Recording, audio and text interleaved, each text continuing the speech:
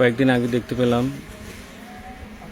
সরকারি রিপোর্ট অনুযায়ী হামে 400+ শিশু ইন্তেকাল করেছেন। এ পর্যন্ত অনেক মা বাবা তার সন্তান হারিয়েছেন, কিন্তু এনসিপির যিনি নেতা আছেন সার্জিস আলম, তার একটা বক্তব্য আমি অ্যাকসেপ্ট করতে পারলাম না, যেখানে বক্তব্যে সে বলছে যে জুলাই সনদের গুরুত্ব নাকি তাদের কাছে অনেক বেশি, অর্থাৎ শিশুর মৃত্যু হচ্ছে, এতে তাদের কোনো সমস্যা নেই। তাদের হচ্ছে জুলাই সনদটা গুরুত্বপূর্ণ, তাদের কাছে হামের টিকা বর্তমানে দেশে অ্যাভেলেবেল করা বা বাচ্চাদের জীবন বাঁচানো তাদের কাছে গুরুত্বপূর্ণ না। তো এই ধরনের কথা যেই নেতা বা যেই দলের পক্ষ থেকে আসে, আমার মনে হয় না যে তারা ভবিষ্যতে আমাদের দেশের জন্য এবং আমাদের জনগণের জন্য, মানুষের জন্য ভালো কিছু বয়ে আনতে পারবে বা দেশের জন্য গুরুত্বপূর্ণ কোনো কিছু বহন করতে পারবে।